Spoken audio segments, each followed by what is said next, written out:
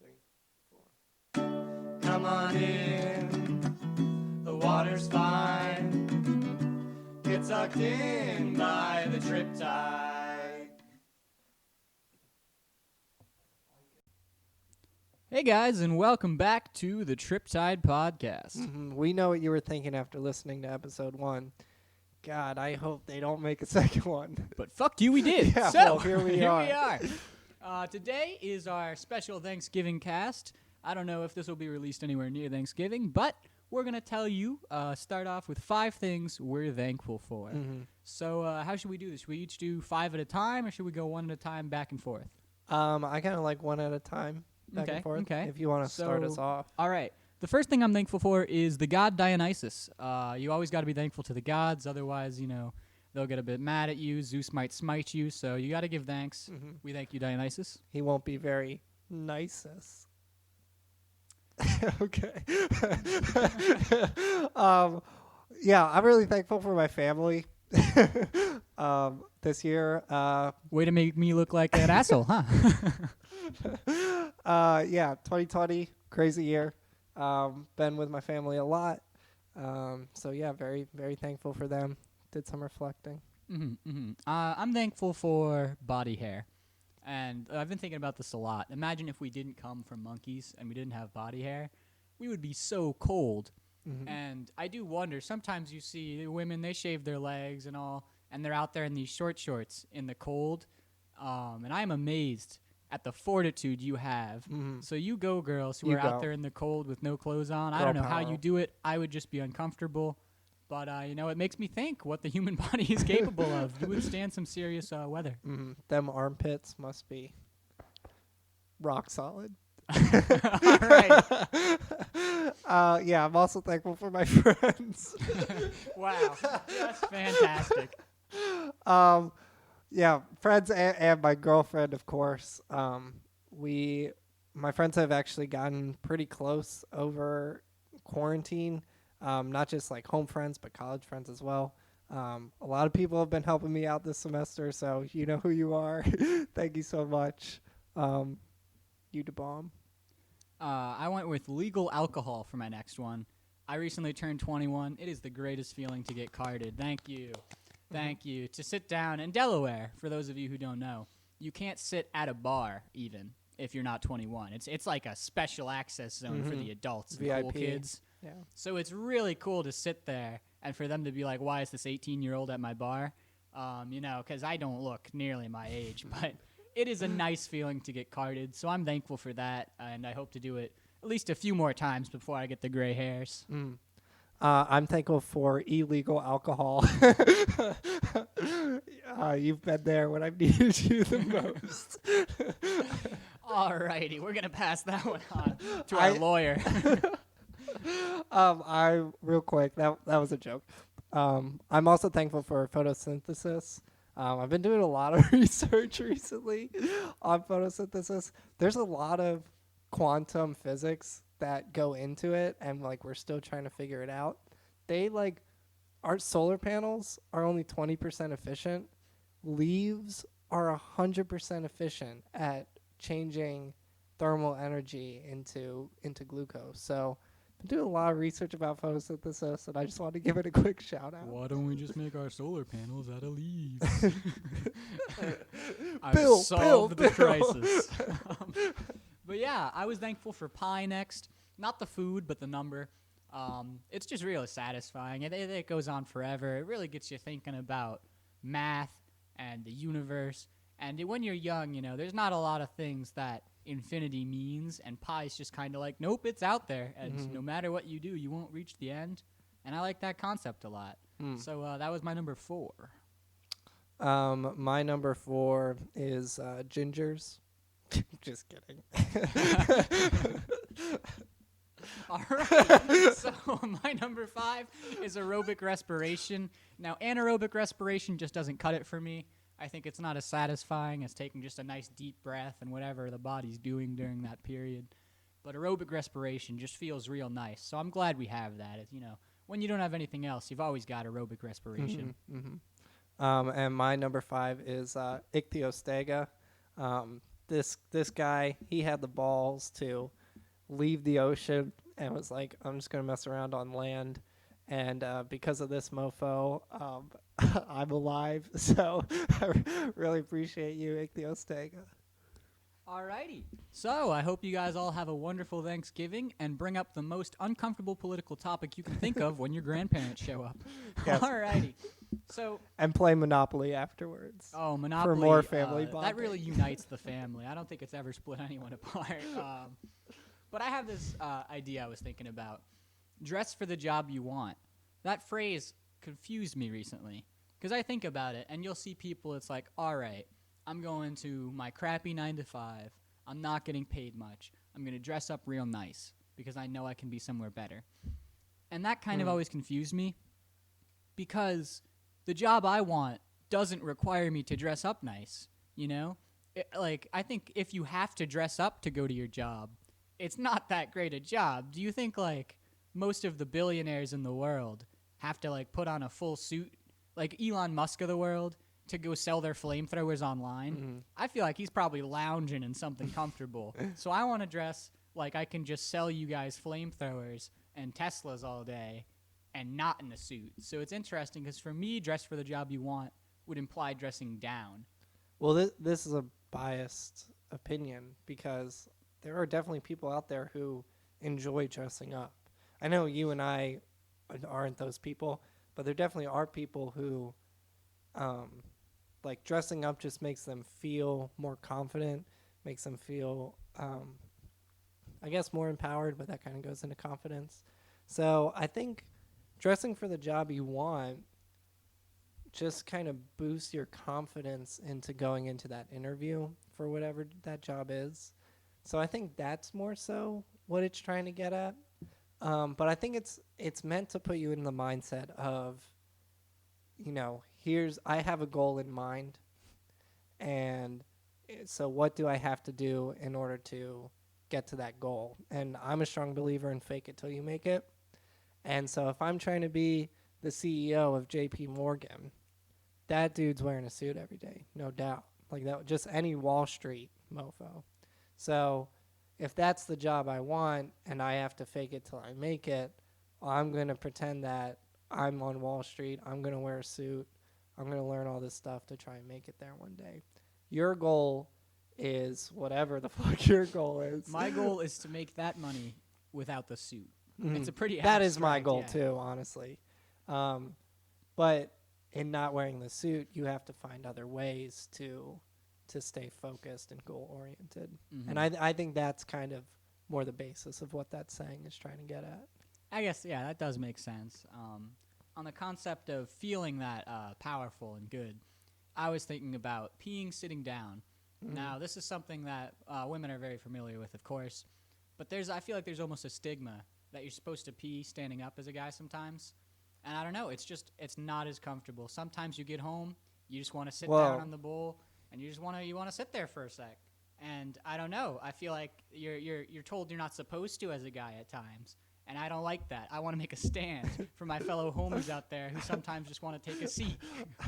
Well, welcome to PCast. Yeah, I really took this in a mature direction for all you intellectuals. Well, I'm going to disagree. I'm with team standing. Mm-hmm. When you sit, you contract your urethra, like the path for your urine to come out. You have to bend it now. So, sorry to get graphical. This Mom is and taking Dad. an interesting direction. But by standing up, you're able to keep it straight, and it just comes out. See, man. I guess, I don't know, going to a restaurant or any other place, standing up is just so constant. I feel like something about home, it feels like, oh, I'm safe. I can sit down. You're not safe in It's a public restroom. a primal instinct. I think. To sit down. Well, that's a good question. What part of our lives is just us being monkeys? I've thought about that a lot. Because you think about Intercourse. Well, yes, and that's. I think that's the best example. That's feel like. most every animal too. Yeah, it's true. And we are just animals. Deer. Well, deer. Those mofo's are just always thinking about Deer. sex. I don't think they're thinking at all. If you look at a deer and you say, "Look, I'm coming at you in a truck," they're just gonna say, "Okay," and stand there and get hit. Like their brain turns off when they're in danger. I don't know what defense mechanism that is, but they are not successful animals. But humans, Anyway. we come from this animal evolution. And I find it interesting that it's almost like we are trying to evolve to not be animals and not accept that we are. Like there's all Yeah, this definitely. culture and this concept of, wait to mate. Don't mate until you have a socially prepared life. And you're mating for this emotional love. And it makes sense, but it doesn't make sense evolutionarily because sure you want to like the person you're going to be with, but every other animal is really just a woman mating a male and like choosing who they want because it's going to genetically benefit them. And humans have like strayed away from that. So it's interesting that while obviously it makes sense because we're these intelligent beings, we're the only animal trying to get away from just primal instinct and go on to something else. Well, there are, is it monogamy? That's the right word, right? Yeah. There are animals like like certain types of penguins, certain types of foxes that practice monogamy. Yeah, they're monogamous. Yeah. The act of polygamy is survival just through numbers, safety in numbers. So you're trying to mate and create as many offspring as possible for the survival of your species. We're at a point now where humans are overpopulating the planet, where monogamy is maybe beneficial for the planet, maybe not for humans as an animal, but for the sake of humanity, monogamy might actually be in our benefit at this point. What's interesting is humans don't seem to care about that. Like, I feel like if you look at the state of the planet, like It's definitely it stems from religious beliefs, whatever that religion may be. Greek. Yeah. But I don't know. I find it fascinating, especially like obviously there's the very physical aspect of it in terms of us changing and being more reserved with our sexuality. But then there's the mental part too, where we are building ourselves an environment and trying to separate ourselves from nature all the time and trying to go into a man-made earth basically, which I think is every sort of technology that we're building. I think most animals will use like sticks, and that's as far as they're going to go in terms of technology. If they make it that far. Yeah, and we are in this level where you can spend your entire week sad about coronavirus in a man-made house watching a television projecting concepts to you, human concepts. You're not even interacting with the earth anymore. So it's weird that we're almost creating our own world, separate from every other animal, yet at the same time, we are such animals. And we talked about last time all the war historically. That's just us being animals. And we're starting to outthink that. And I don't know, it's almost like we're trying to... I feel like a lot of people don't consider themselves animals, which is interesting because we are animals. Not only do we feel like animals, but we genetically are. But we make a distinction because this intelligence we have, we feel like we're not allowed to just be primal, natural beings. Well, it's not socially acceptable to be so. But you can't throw away. Like I'm thankful that I'm not, living out in the forest. Like, and I'm thankful for technology. Like, obviously, what made us so different is, yeah, we're an animal. We're a part of the earth, but then we also had the intellect to harness powers of the earth, harness powers of nature. Even at the molecular level with nuclear energy and whatnot, like yes, we are animals at the very core, but then I think it is worth just like separating ourselves to some extent in the sense that we have technology and we're able to do things that no other animal has been able to do before. So if you're on Team Earth, well, yeah, if you're on Team Earth, like, you should be excited that an animal of Earth is starting to get the capabilities where we have technology on another planet, we have technology on a moon and on Mars. Like, that should be exciting. Space is definitely one of the most exciting things for me, and I'm a little upset that human society didn't go further and hasn't yet, and it's taking so much time Yeah. to accept that it cost a lot of money, but it's one of the only things that we can all benefit from in terms of knowledge, and it's so undiscovered. That and the oceans. But what I'm thinking, I guess, is more along the lines, if you've seen Avatar out there, The Last Airbender, you'll know it's an advanced human species, and sure, they have essentially magic to aid them. But their civilizations are so cultural, and it's so connected to the earth. I feel like my neighborhood, especially, it has a big forest in the background, which is really nice in the backyard. Yeah. But we take all these houses and we say, whatever's there, get rid of it. Make sure your lawn is mowed always. You don't want there to be too much grass, too much nature. Rake all your leaves out of the way. Leaves blows my mind. Get all of the earth, all of the nature away from your house. Make sure it's only man-made and push it away. And you'll see cities are so anti-nature. You have to have a park. You have to have one specified area For nature. This is what the earth looks like, so we don't forget. Yeah. That is to the level we've gone.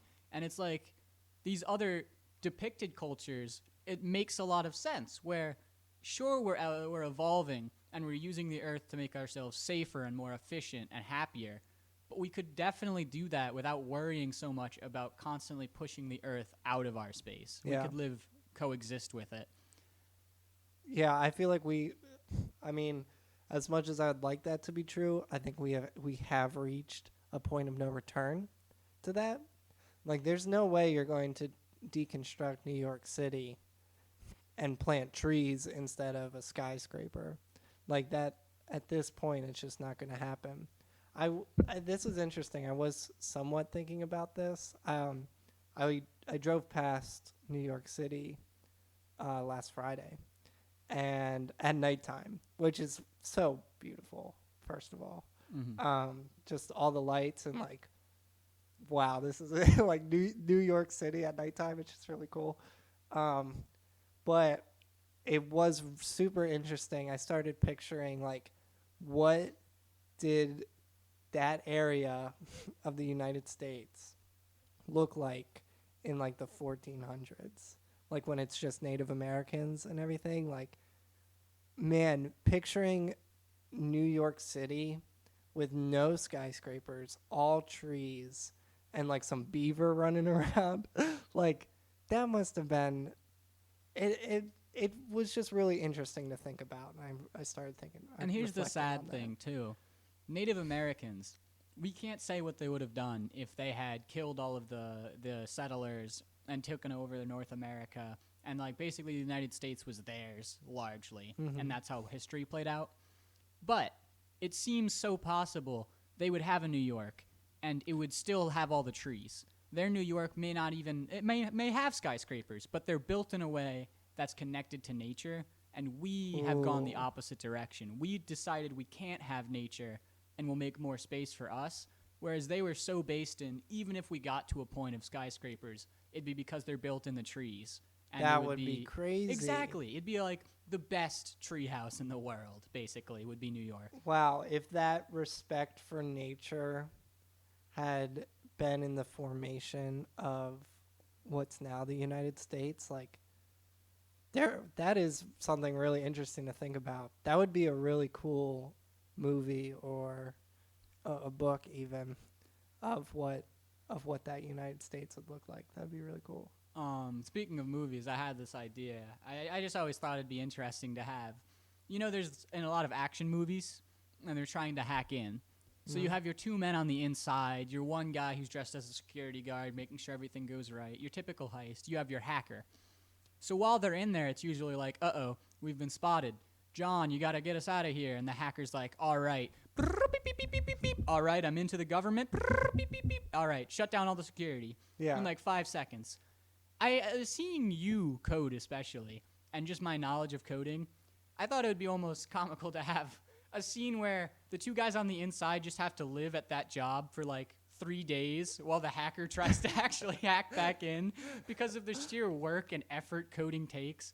Like, there is no way you could do it within the span of an hour, hack into a major defense system. And maybe if you were a master hacker, within an hour possible. But, like, when you're spotted or whatever and, like, they're kicking you out and you're fighting for control, whatever that scene's supposed to be, I think it would genuinely just take multiple days to figure out how to actually hack back in without just being traced or whatever. So I thought it would be an interesting concept just to have the guys working there for a couple days, getting a coffee while the hacker's like, all right, I'm in, like, the next weekend. Well, wait, if they're spotted and, like, people are like, hey, you don't work here, you know, and they call the hacker, get us out of here, like, they've already been spotted. I think the hacker is spotted is what I was saying. Like, they know he's in the mainframe and they're trying to kick him out. And then he hacks back in and he's like, okay, go ahead, you know? Yeah. But that process of hacking back in takes him, like, the rest of the weekend because he's actually fighting against, like, a protocol and you have to code your way through that. And I don't understand it, to be fair, but I do understand it doesn't seem to be as easy as the movies make it. That's one of the big tropes. Well, it's actually, there's a video on YouTube and it's like master programmer reviews code in movies, and I highly recommend this video. I don't remember it's a magazine that put it out, I think, but he was talking about how fake programming and programming jargon is in those types of movies, but then they is it Mr. Robot, that TV show was? I thought it was maybe iRobot. Yeah, I always get it confused. The one with Rami Malek. Yeah, that one. They use real code in that show, and they use real terms too. And so I thought that was very interesting in the sense of, like, these guys are making this TV show, and in trying to make it as realistic as possible, I think the writers actually knew about programming, but even if a studio had to hire a programmer, like, I just found that concept super interesting, that they're using real programming on this show, and, like, it's such a minute detail that nobody who's watching your show is going to understand, but just that feeling of, like, you know, we made this as perfect as possible. I like that concept. And it is sad because you look at stuff like that. Smooth. Sorry.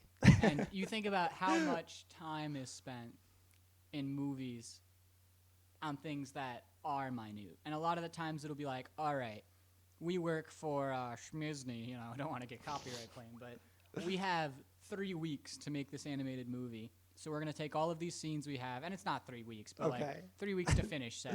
And it's like, all right, if they gave us 6 weeks, all of these tiny details could be there. Yeah. But we don't want to. We want to rush it out because we want it to be profitable. We know it'll be profitable, and we know it can be profitable by this date. Mm-hmm. And I think with the new Star Wars movies, you definitely saw that. The fact that they switched between lead directors means that they clearly didn't know what they were doing. They were just like, well, we're going to make this. We didn't like the way it turned out. We're going to make this instead. Well, we're going to make this. You know, I don't think there's any excuse for that other than they were like, well, we can make it and we can make it fast. And it'll still sell well. It'll look nice. It'll have polish. Yeah. But something that really takes the time to look at itself and consider how could this be better and then reproduce it and edit. I think we're straying away from that in society. And you see in like old movies, it's an hour and a half and it feels like a full, well-rounded story. Mm-hmm. But now they'll make these 3-hour movies, and somehow you're still able to find flaws all the time. So how do you double the length of your movie and still not keep up? Like, I get that you're producing more, but you have twice as long to cover your bases, and you use that time poorly to tell the story and forget to actually make it make sense, or to forget to cover your small bases so that way it's appealing. Are you talking about a specific movie? The one I have the biggest problem with is Endgame, and I've talked about this a lot with my friends. It sounded almost that you were referencing The Irishman. Did you ever watch that on Netflix? I don't think I have, actually. I It- would like to it hear was- about it. We it might had have a a spoiler 3 alert for all you out there, but we're talking about The Irishman right now. It had a 3-hour runtime, and it was it was like a mafia movie, Godfather-esque type deal. But a lot of people had a tough time following along, because they tried to make all these actors look like they're 20 when they're like 60 and 70 years old. There was definitely, you needed to have a large suspension of disbelief for that makeup to work. But I like that movie a lot. Even though it was so long, I think it was basically telling 3 stories at the same time.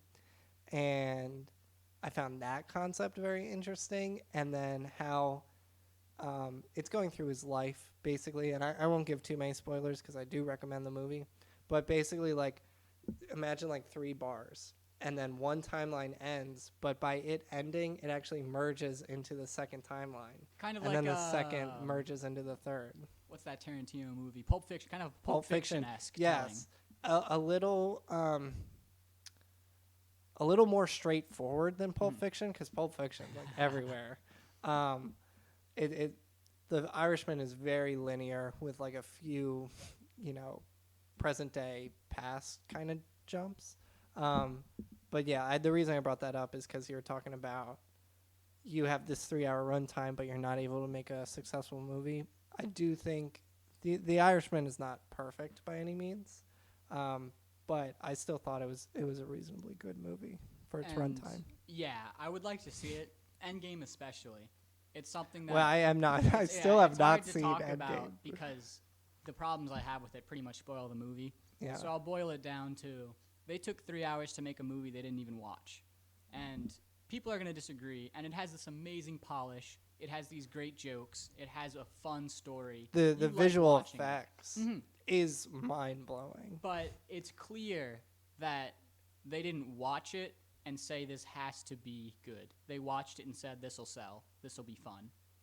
And if you watch the movie and you were to break down why things in the movie happen, it's upsetting. It's one of those types of things where it's like, all right, we have to do X because Y. And then later they're like, well, Y is not real. And it's like, so you didn't have to do X. It's basically, the movie Sure. contradicts itself and doesn't mention it because it's like, well, this is plot. We need to push it forward. We don't care about the expense of logic. And that's frustrating because it's a company with so much money that it could be a better movie.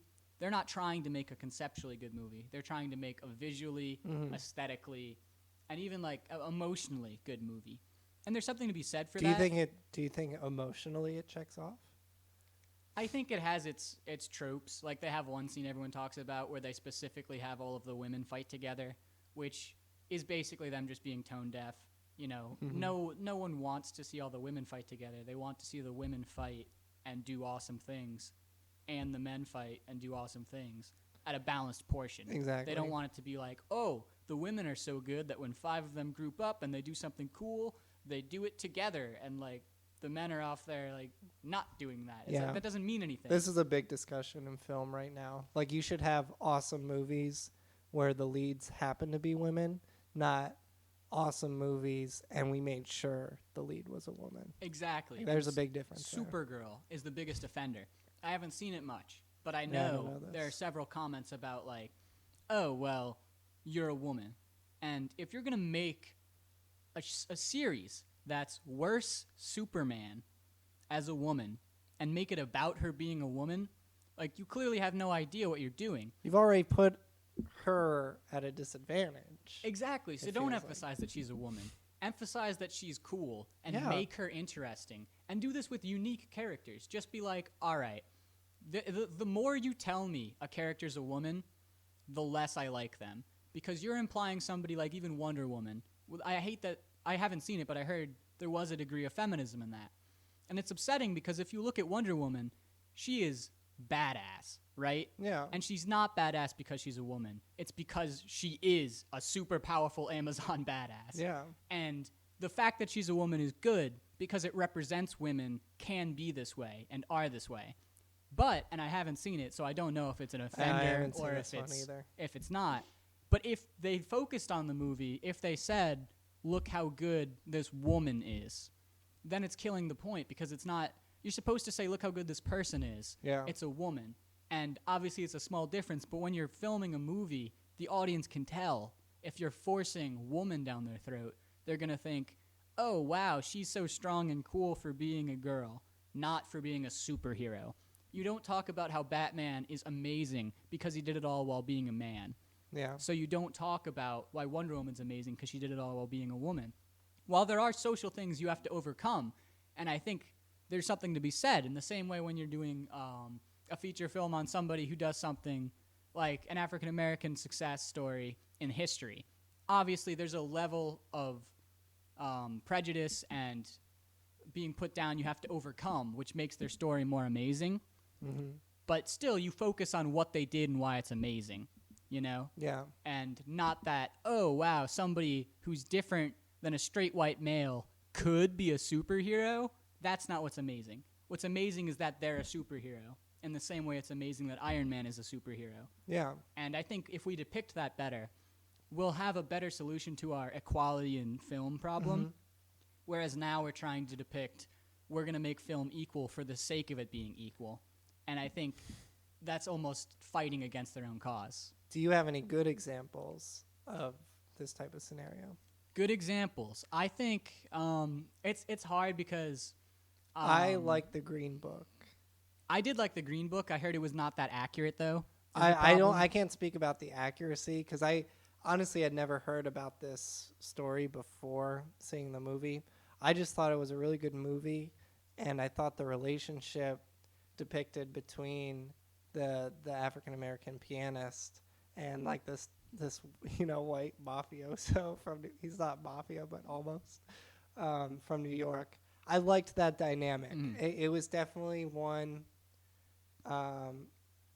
It was just one you didn't expect, but I actually thought that both those characters, I know they're real people, but as the film depict, I thought they were written really well, and I thought they worked together really well. And something like that, the point is that he is an African American trying to play music in the South. Mm-hmm. Like, it makes so much sense to depict it as he's overcoming racial struggle. Yeah.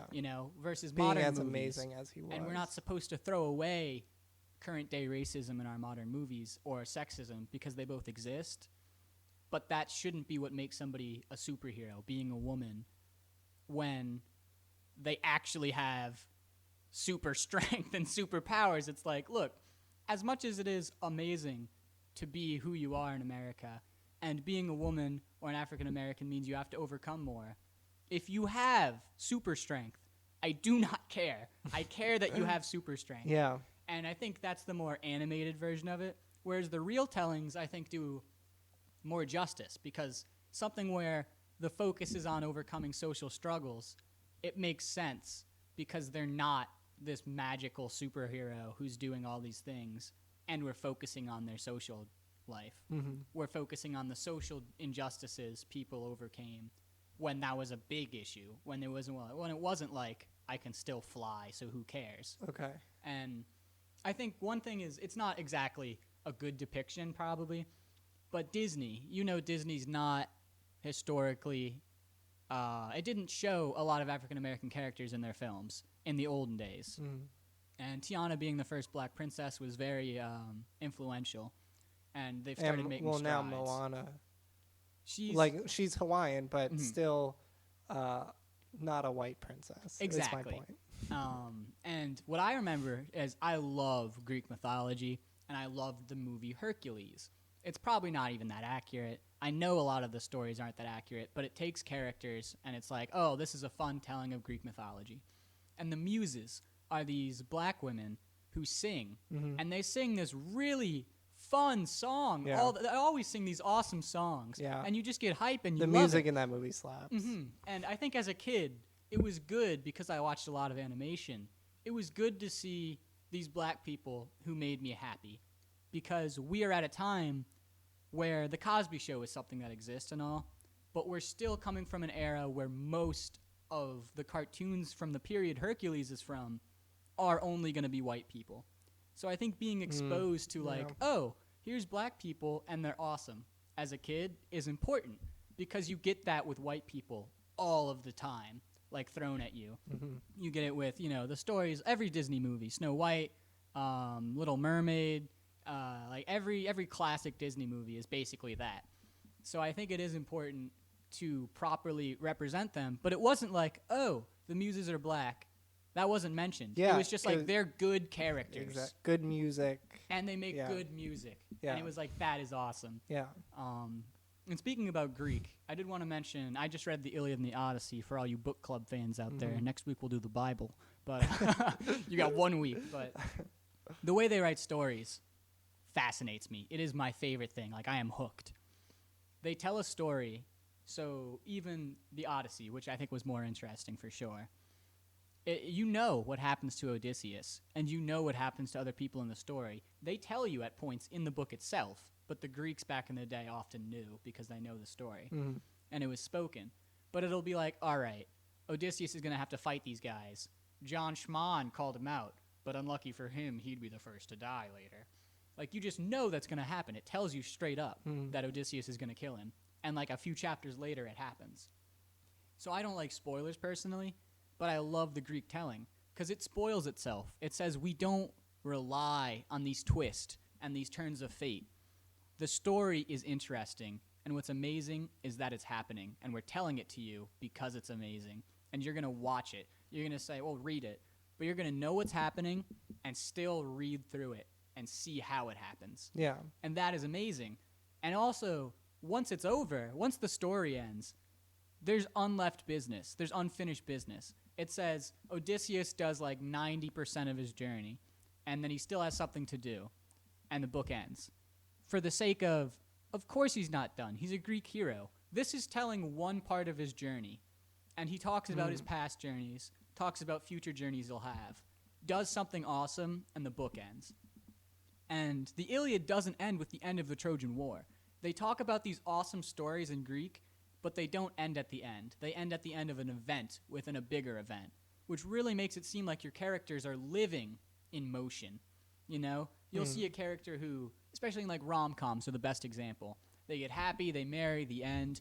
You know this person for like a month now, and you just assume that their relationship works forever, because that's what the movie ends on. This is telling me my hero is in the middle of all of this action and struggle and trife. And when the book ends, he's still in it. And when the book started, he had been in it for a while. It's zooming into a character who is just so fascinating that he doesn't begin and end his story within the book, despite how long it is. That's just a fraction of how amazing he is. Well, you couldn't do that. I feel like you couldn't do that today. Why not? No one would want to watch a movie. No one would want to watch 90% of Endgame. That's the thing. Endgame Like, was written that way.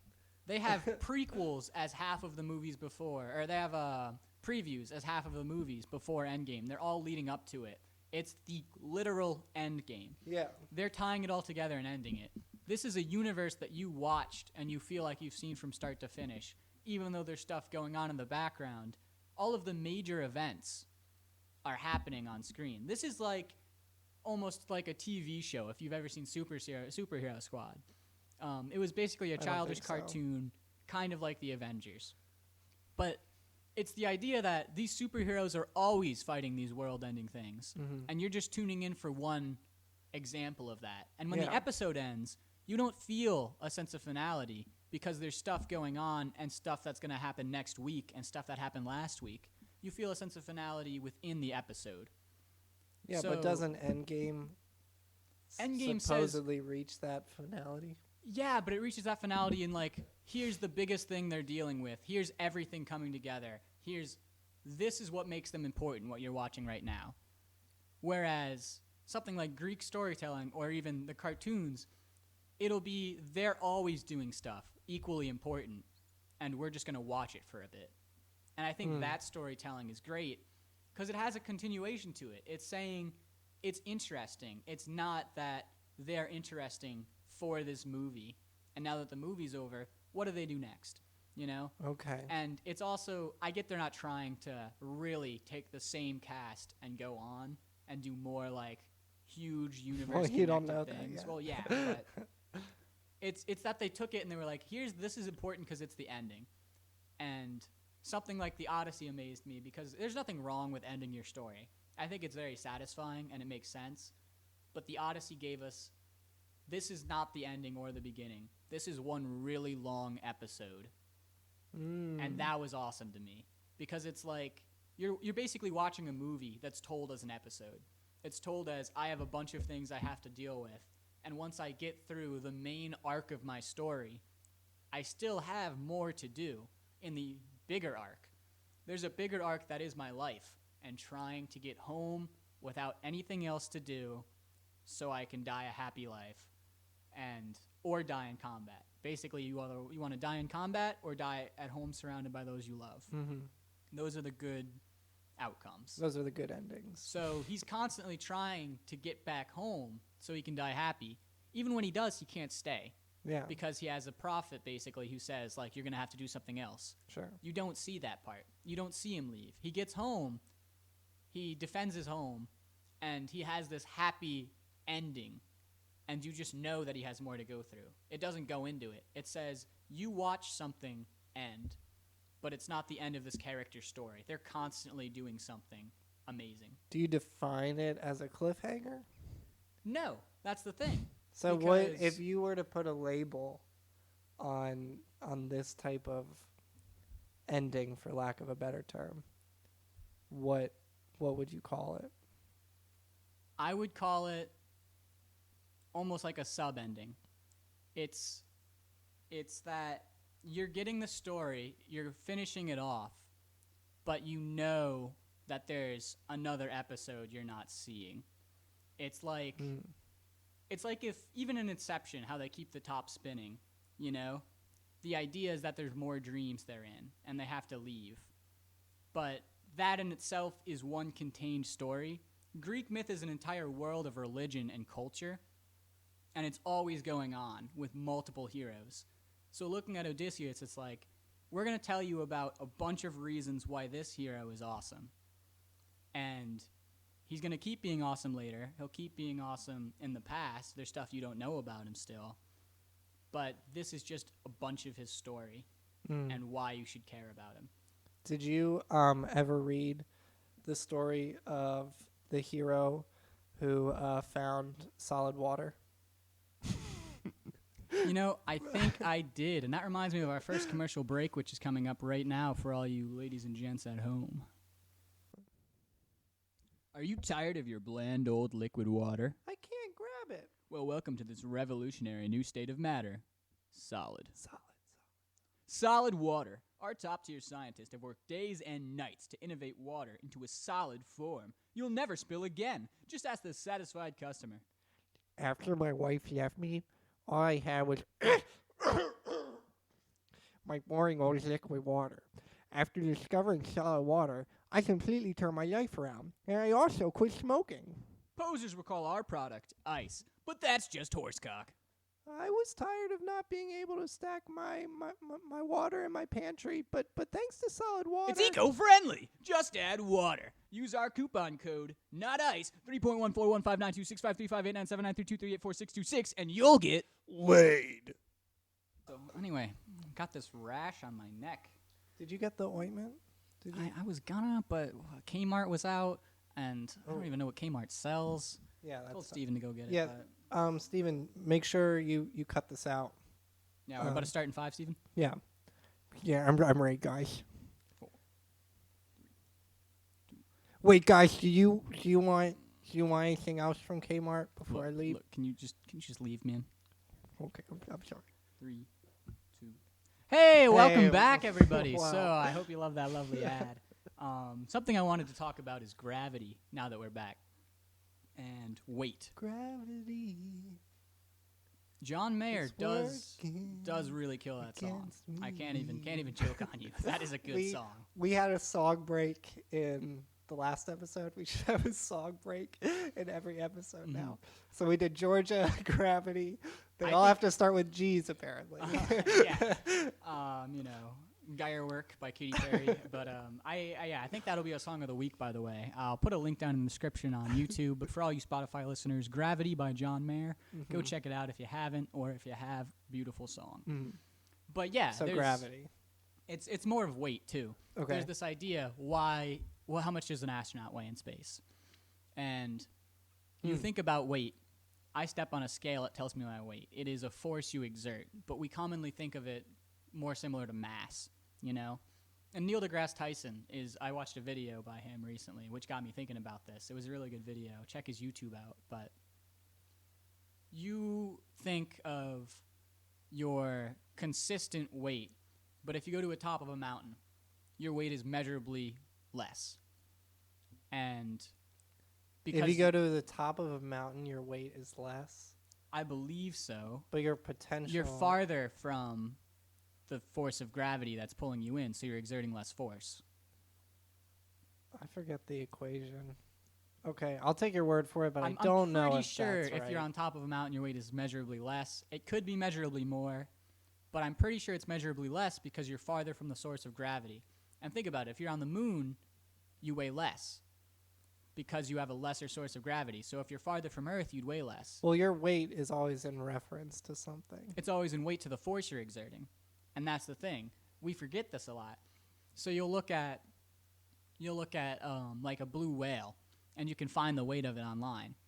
And Neil deGrasse Tyson was saying that makes no sense. You're telling me that you took a blue whale out of its natural habitat and put it on some land scale. That's not what it weighs. It weighs what it weighs in water, where it lives and where you see a blue whale. And I believe it's 0. It could have been close to 0, but I think it's 0 because that's why it doesn't go down. It's not exerting a force. It just floats there, and it doesn't fall. No, because buoyancy is a force. You acting a force on the water, and the water acting a force on you. Yes, there but are buoyancy if you put equations. a way to measure that force below the whale, it wouldn't be pushing down on it. We are constantly it pushing down on the Earth. neutralizes. That's why we have a weight. Okay. A whale is just floating there, right? So there's this idea that if a blue whale doesn't weigh anything, your mom weighs more than a blue whale. Get roasted. Is that the bit you were telling me Yup, about? I was really, really, really feeling that one. Hoorah! Okay. But anyways, now that we got that out of the way, I did think, for all you physics students, I'm sure you've seen the equation. It's basically you're in an elevator, and you cut the line, and you don't have any weight. You weigh 0 because you're in free fall, and you're not able to exert a force on that scale. It's falling, you're falling, the elevator's falling at the same rate. You're in free fall. In the same way, when the elevator starts to stop, you weigh more. And when the elevator starts to drop, you weigh less. So astronauts have 0 weight, I believe, because they're always in free fall. And that's something that I thought was amazing, because if you're in space, sure, you're being pulled towards the force of gravity. And one thing he talks about is, theoretically, you don't leave the Earth's field of gravity ever. It's just infinitely growing smaller. Yeah. And another force can pull you towards it. Well, but all if you're forces are like that. Yeah, if you're in the Andromeda galaxy, say, you're still in Earth's force of gravity. It's just that something else is probably stronger. It's almost negligible. It is entirely negligible, but it exists. So you're just falling around towards whatever source is strongest, and you're in free fall until you're exerting a force on something. So in the spaceship, you have weight. On Mars, on any planet, you have weight. But because you're in space, you're not able to exert that force. You could kick a scale, and it could probably measure whatever minuscule force you could produce in space. But you don't have weight because you're in free fall constantly, and you can't implement weight on a scale. And I thought that was a really interesting concept to change the way I think of my weight, more as I have a mass, and a weight is something it's almost a relationship, you know, which is interesting because we have weights in our minds, and it's very convenient socially. But scientifically, it is this really interesting principle of you need to have a relationship where you can actually exert force. What do you mean? Well, like, you're in free fall, you're in space, If you took that person and put them on a scale, they wouldn't weigh any different. Yeah. But you can't. That's why they have zero weight. Yeah. That's why they're weightless. Interesting. I find gravity crazy. Have you studied string theory before? I've had it briefly mentioned in my world religions lectures. So string theory, the main point of string theory is it's the best working theory we have to get gravity to work at the quantum level. And quantum is just the molecular level, essentially.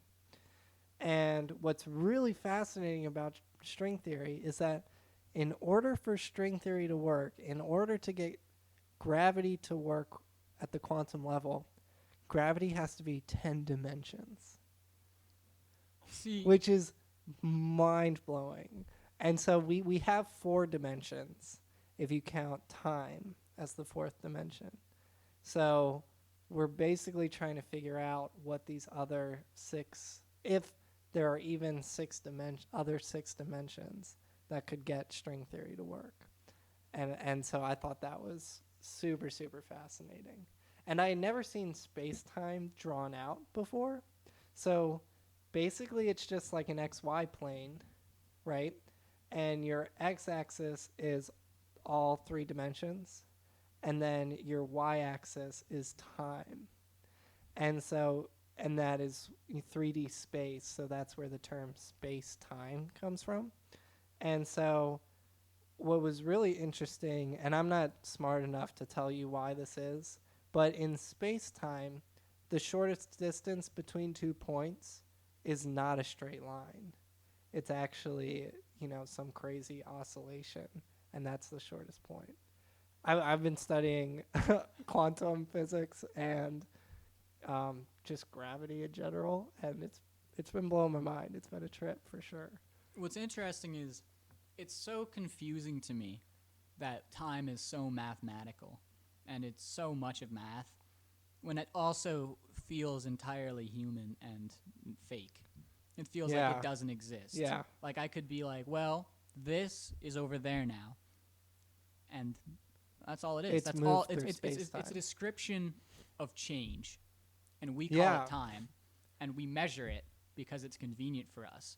But thinking about in the past, like Greek society again, it would be bright out, and you'd be like, I guess I'm getting up. And it would get dark, and you're like, I gotta get home. That's what time it is. They didn't have 6 o'clock. They didn't have 24-hour days. Mm-hmm. They just saw the sun and the moon, and were like, it's bright or it's dark, and I'll live accordingly. Mm. And we are trying to really dive deep now into this specified time. If somebody shows up at 6:02 instead of 6 o'clock for their exam, their professor might be mad at them for 120 things we call seconds. Mm. When really all of it is just, at this point in my day, I'm going to take an exam. And a day is even a concept of time we have. But at this section, I'm going to take an exam. I'm going to turn it in. And we've dissected time into this very human concept that it feels so real. It feels like it exists. But if humans don't exist, does time? Because things are still changing, but no one's calling it time. No one's referring to it as time. No one's measuring it. No one's measuring that change. So for time to exist, does it need to be measured? No. The short answer is no, because you're right. Whether mankind was here or not, things would be changing always. I think you're thinking of time at the very basic level of just looking at your watch and seeing what time it is, but time is very much more conceptual. And time, you can't describe space without describing time. And a good example of this is like teleportation is is basically impossible, not because of like you got to break down atoms and whatever, but in order to teleport to your seat, well, in the time that it takes me to teleport to your seat, Earth will have rotated by that point and have moved by that point. So not only do I have to teleport, again, looking at our graph, not only do I have to teleport on the 3D space axis, but I also have to teleport ahead in time in order to get to the rotation and position of the Earth. So I basically have to teleport over there in 1 second, because in 1 second you would be over there. For those who can't see, over there he's pointing to my left and slightly down. Yeah, over there can be wherever you want it to wherever be. your heart desires. But teleportation, you have to travel through space-time, not just through space, which is very interesting. And here's the crazy thing to me. Almost, it brings to the mind the question of, does anything exist without consciousness? Because, sure, there's before and after, but that's only because minds are noticing that there's an after and a before. So if there was no life, all of that time before Earth, was time real? Things just were in a constant state of now until something was able to observe a before and after. Mm-hmm. And even if animals do have a concept of time, I guess, because they're probably like, well, They live in the now, but they're like, I was at one point eating, now I'm hungry. Yes. Like, that's pretty much it, but they have a concept of time. They haven't defined it. They haven't defined it, and we're so bent on defining it. I think it's interesting how in science class you learn a lot of weird pseudoscience almost. Things like there are 3 states of matter. Well, there's not. We've learned plasma exists. That's a state of matter, but it's not important. So we say there's 3 states of matter. And it's weird that you learn something. Plasma is very important. It is, okay. But like why would we be taught something that's not just there are 4 states of matter and one's not important? When you're young, they fill you with all these ideas that you believe as fact, and you have to kind of on your own recognize as convenient fact. Like, even there's an idea, who is it? Newton, one of his laws, matter can neither be created nor destroyed, right? Yeah. I've thought about that a lot. I don't know why we give this man so much praise. He basically looked around and said, can't destroy anything or make anything. And we were like, whoa. I mean, first off, I argue it's very, very, very not true. Even if we can't destroy or create matter, think about it. Matter exists. Doesn't that imply at some point matter was created? So just because we can't create matter, doesn't mean nothing can. Well, Clearly matter was created at some point. It's here. Like, maybe it'll be destroyed. It's kind of arrogant to just assume as fact it always can't be created or destroyed. It's almost like he's saying humans can't fly.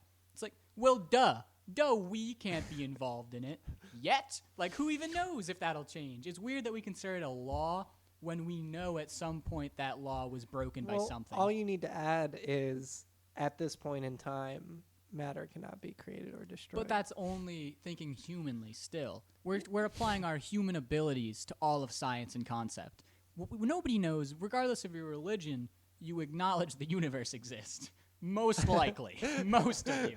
But think about it. Another universe could exist somewhere else. It could just pop into existence, and we wouldn't know about it.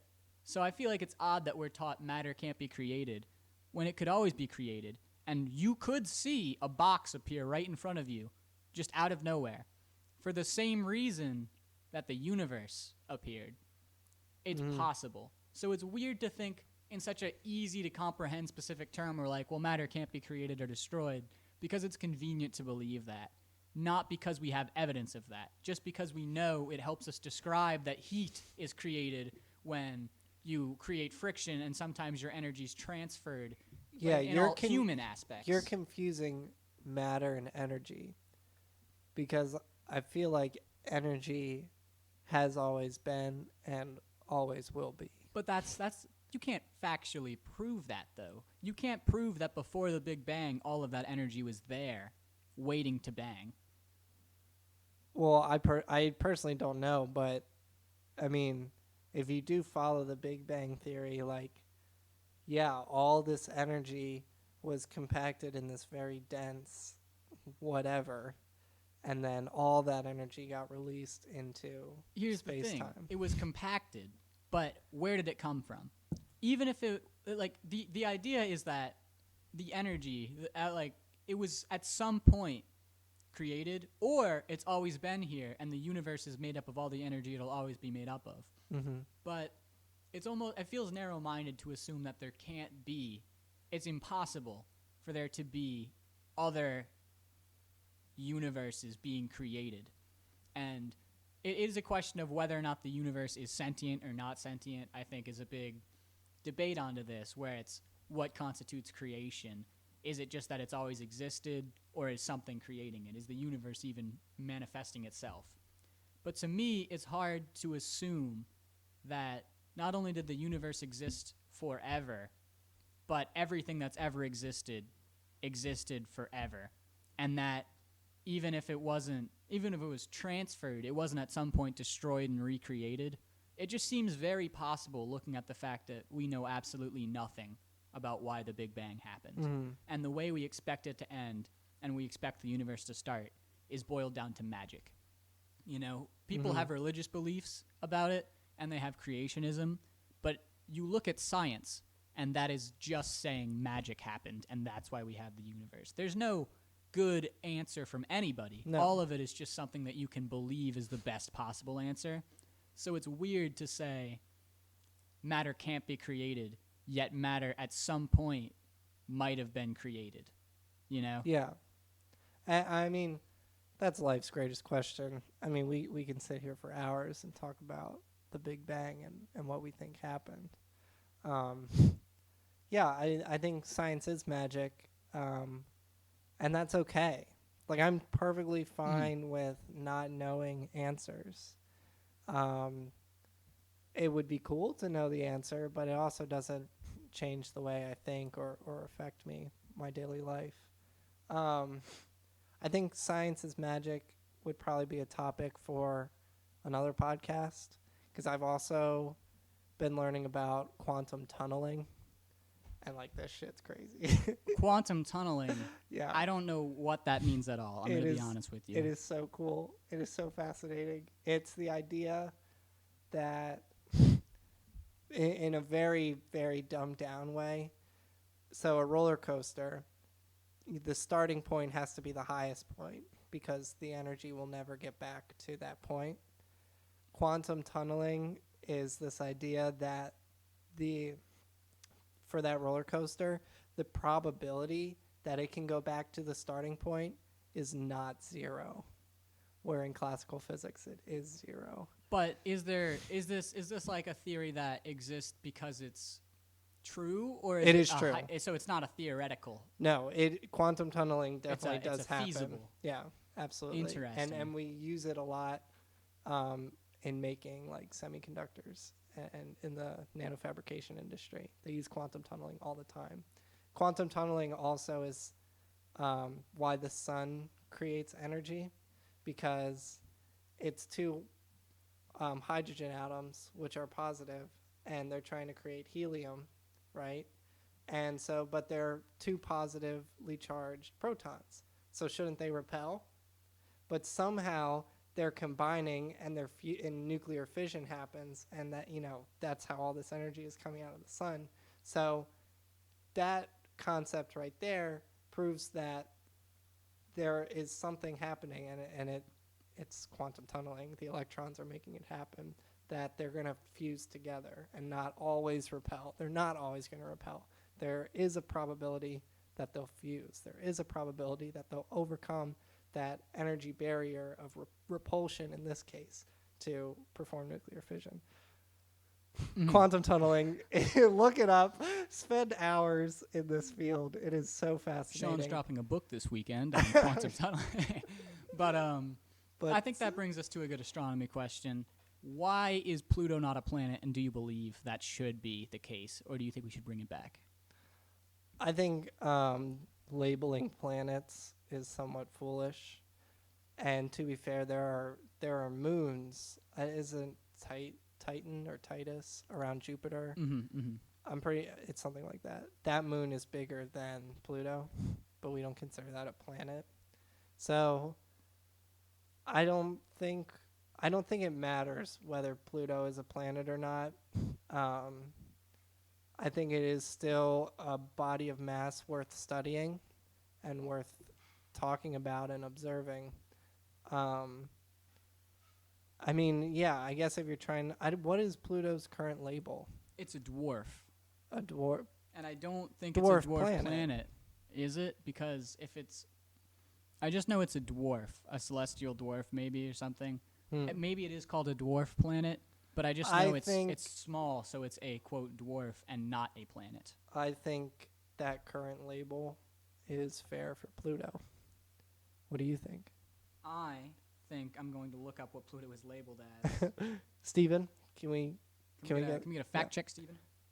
So it is a dwarf planet, which I think is interesting because we say it can't be a planet, but it can be a small planet. Like we're able to accept that it's a small planet, but just not a planet. Sure.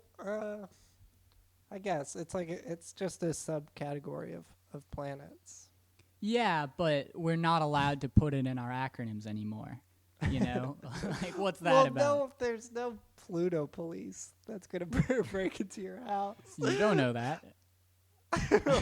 Oh no, the NSA is actually the PP, the Pluto police. I really think the PP is not what they would like to be referred to as. I like this idea that. Oh crap! It's the PP. Get down. Oh no, anyone but the PP. I think.